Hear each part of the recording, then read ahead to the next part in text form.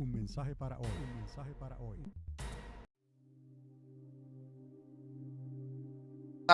Pero no como para hacer de ellas una doctrina, tampoco para juzgar a los demás. Nuestra prioridad está en prepararnos y ayudar a prepararse a otros para ser recibidos por el esposo.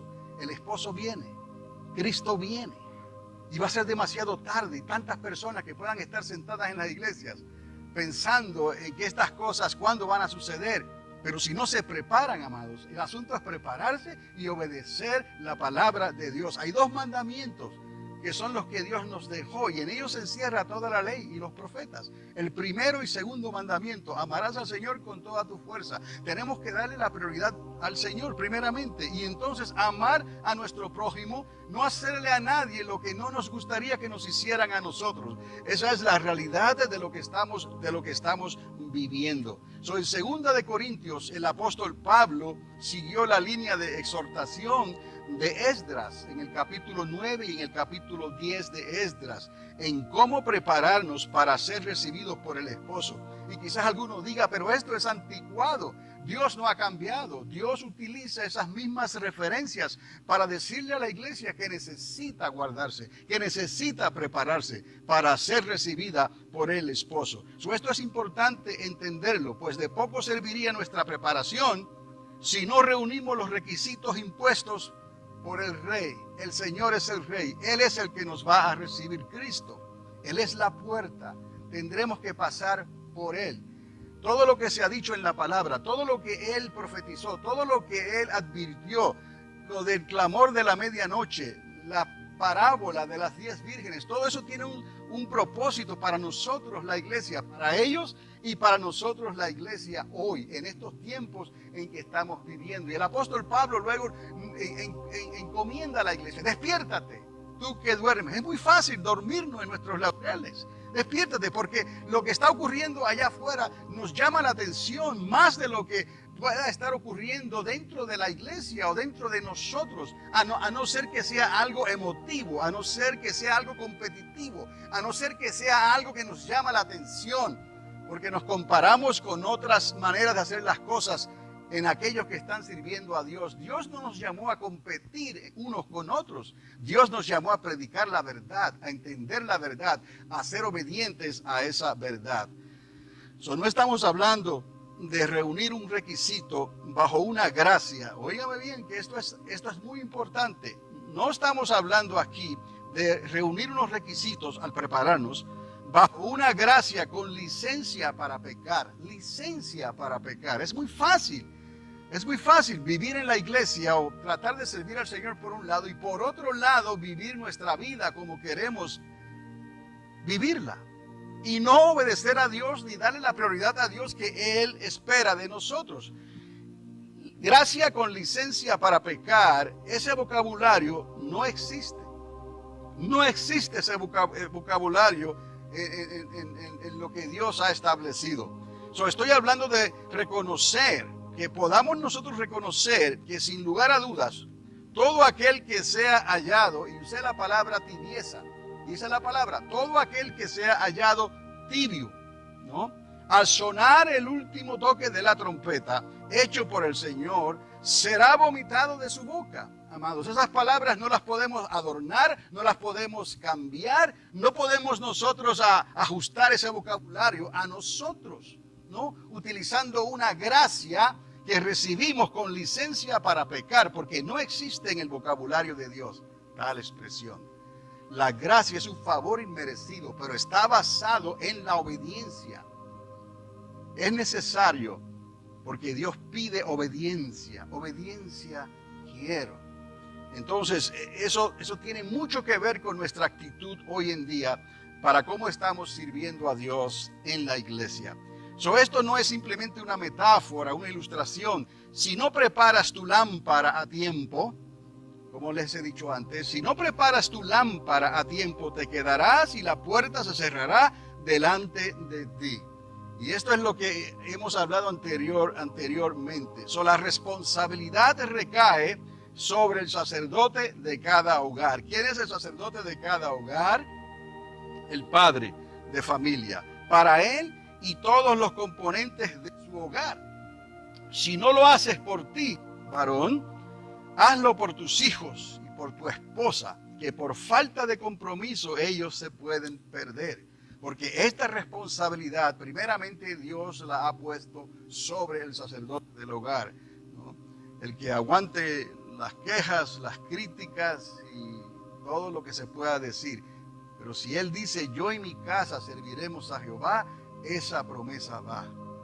No podemos servir a Dios sin obediencia. Esto que está ocurriendo hoy, amados, Dios nos está llamando, nos está despertando, nos está llamando a una preparación que requiere obediencia. Sin obediencia no podremos aplicar esa gracia que Dios nos ha dado a través de Cristo Jesús. No es licencia para vivir como nosotros queremos vivir. Necesitamos obedecer a Dios. Antes de concluir con 2 de Corintios, quiero mostrarle dos cosas. Una de ellas es centenaria, que ocurrió por muchos lugares de la tierra, forzando un cambio de actitud en toda la humanidad de entonces conocida. Precisamente sobre eso quiero hablarles en este punto, específicamente un cambio como lo que necesitamos hoy en el 2017.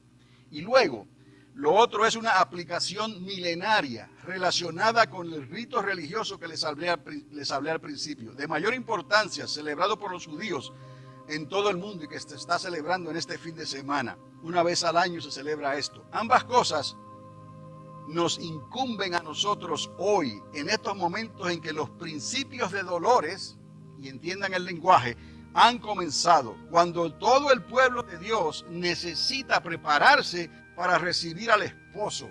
Y no hay garantía alguna de cómo el año 2017 llegará a su final. No hay garantía, amados. Lo que hemos estado viendo en los últimos meses es algo que no ha ocurrido antes de esta manera.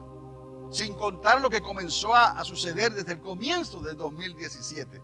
Las cosas que se han levantado contra la nación de Israel. Pero también se están levantando de igual manera contra las naciones de la tierra. ¿Y dónde estamos nosotros, amados?